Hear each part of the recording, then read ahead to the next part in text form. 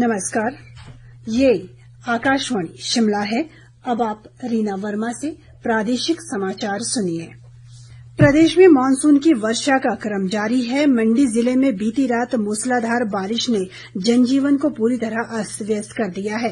पिछले 8 घंटों में 3 लोगों की मौत की पुष्टि हुई है, जबकि एक अन्य अब तक लापता है। इधर चंडीगढ़ मनाली राष्ट्रीय राजमार्ग और मंडी पठानकोट राजमार्ग में भी कई स्थानों पर भूस्खलन से यातायात के लिए सड़क बाधित है।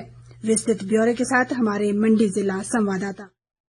हिमाचल प्रदेश के मंडी जिला में बीती रात से जारी मूसलाधार वर्षा ने जनजीवन को पूरी तरह अस्त व्यस्त कर दिया है। भारी वर्षा से हुई तबाही में अब तक 3 लोगों की मौत हो चुकी है, जबकि एक व्यक्ति अब भी लापता है। मृतकों में मंडी शहर के जेल रोड के क्षेत्र के निवासी बताए गए हैं। एक का शव मलबे में दबा मिला है, जबकि अन्य 2 की तलाश जारी है। वर्षा इतनी भीषण रही कि मंडी शहर की प्रमुख सड़कें, विशेष तौर से जेल रोड और हॉस्पिटल रोड उफनते नालों के कारण नदी जैसी बन गई। भारी मलबा बहकर सड़कों पर आ गया, जिससे यातायात पूरी तरह ठप हो गया। कई घरों की निचली मंजिलों में पानी और कीचड़ भर गया। 2 पहिया और 4 पहिया वाहन बुरी तरह क्षतिग्रस्त हो गए। नगर निगम और लोक निर्माण विभाग ने मलबा हटाने का कार्य शुरू कर दिया है, लेकिन लगातार हो गई वर्षा राहत कार्यों में बड़ी बाधा बनी हुई है। उधर चंडीगढ़ मनाली उच्च राष्ट्रीय मार्ग और मंडी पठानकोट उच्च राष्ट्रीय मार्ग पर कई स्थानों पर भूस्खलन हुआ है, जिस कारण दोनों मार्गों पर पूरी तरह से यातायात बंद है। प्रशासन, आपदा प्रबंधन दल और पुलिस राहत कार्यों में जुड़ी है, जबकि एनडीआरएफ को भी सतर्क रहने को कहा गया है। आकाशवाणी समाचारों के लिए मंडी से मैं मुनीश सूद। भारी बारिश के चलते मंडी सब डिवीजन के सभी स्कूल, कॉलेज और शैक्षणिक संस्थान आज बंद रखे गए हैं। नेता प्रतिपक्ष जयराम ठाकुर और स्थानीय विधायक अनिल शर्मा ने भी घटनास्थल पर पहुंचकर राहत व बचाव कार्यों का जायजा लिया। जयराम ठाकुर ने कहा कि बरसात से प्रदेश में हो रहा नुकसान चिंताजनक है और इस मुश्किल घड़ी में सावधान रहने की आवश्यकता है। मौसम विभाग ने प्रदेश के 10 जिलों के लिए आज भारी बारिश का ऑरेंज अलर्ट जारी किया है, जबकि लाहौल स्पीति और किन्नौर जिलों में येलो अलर्ट रहेगा। विभाग के अनुसार प्रदेश में आगामी 30 जुलाई तक बारिश का दौर जारी रहने की संभावना है। प्रदेश सरकार मानसून में हुए नुकसान से प्रभावित परिवारों को वर्ष 2023 की तर्ज पर विशेष राहत पैकेज प्रदान करेगी। मुख्यमंत्री सुखविंदर सिंह सुक्खू की अध्यक्षता में प्रदेश मंत्रिमंडल की 4 दिवसीय बैठक के पहले दिन कल ये निर्णय लिया गया। आपदा राहत के तहत पूरी तरह क्षतिग्रस्त मकान के लिए 7 लाख, जबकि आंशिक रूप से क्षतिग्रस्त मकान के लिए 1 लाख रुपए दिए जाएंगे। इसी प्रकार घरों का सामान बहने, खेती योग्य भूमि के क्षतिग्रस्त होने, फसल व पशुधन की क्षति और मकानों में सिल्ट आने पर भी राहत राशि घोषित की गई है। मंत्रिमंडल ने भर्ती परीक्षा में नकल और पेपर लीक जैसे घोटाले पर रोक लगाने के लिए एक अहम विधेयक को मंजूरी दी है, जिसमें ऐसे मामलों में 3 साल तक की सजा का प्रावधान किया गया है। मुख्यमंत्री की अध्यक्षता में आज भी राज्य सचिवालय में कैबिनेट बैठक जारी रहेगी। वन भूमि में अतिक्रमण मामलों में सेब के पेड़ों के कटान के प्रदेश हाईकोर्ट के आदेशों पर उच्चतम न्यायालय ने फिलहाल रोक लगा दी है।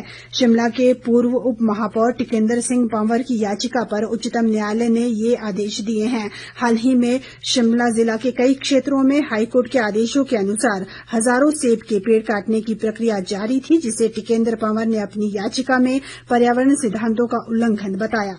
ये हमारे पहाड़ियों के लिए जो हम हिमाचल में एक्चुअली एक इमोशनल क्वेश्चन भी था। बहुत सारे तो ये जंगल जो हैं ये सरकार के ही पास थे, सिर्फ उनका काटना तो बिल्कुल भी वाजिब नहीं था। और उसने ये कहा था कि जब हार्वेस्ट सीजन है तो आप इसके प्रोड्यूस का इस्तेमाल कीजिए। लार्जर इंटरेस्ट क्या है, आप इसमें एनवायरमेंट इम्पैक्ट असेसमेंट होती है साहब, एक उस एनवायरमेंट इम्पैक्ट असेसमेंट का कोई जिक्र नहीं है कि इसका इम्पैक्ट क्या पड़ेगा। हम ऑलरेडी जूझ रहे हैं पिछले 4-5 सालों से, जो हमारे यहाँ पर लैंडस्लाइड है, बाढ़ आ रही है।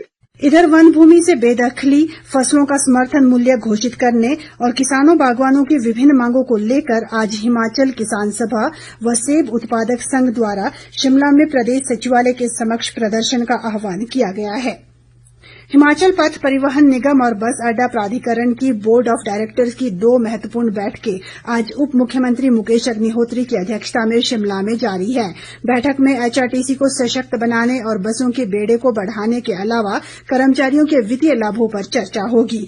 गौरतलब है कि हिमाचल पथ परिवहन निगम की ड्राइवर और कंडक्टर यूनियन इन दिनों लंबित ओवर टाइम, रात्रि भत्ते और चिकित्सा भत्तों को लेकर प्रदर्शन कर रहे हैं।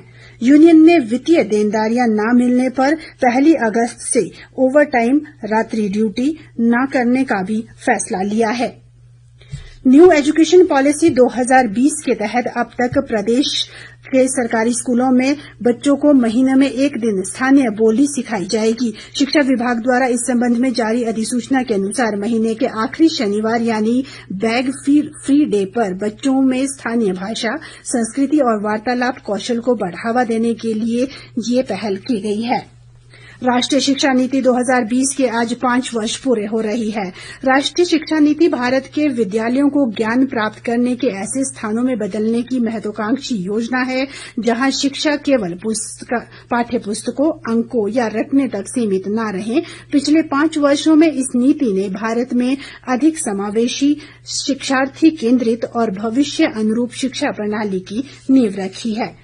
इसी के साथ ये समाचार बुलेटिन समाप्त हुआ। हमारा अगला बुलेटिन आप सुन सकते हैं दोपहर 3 बजे। नमस्कार।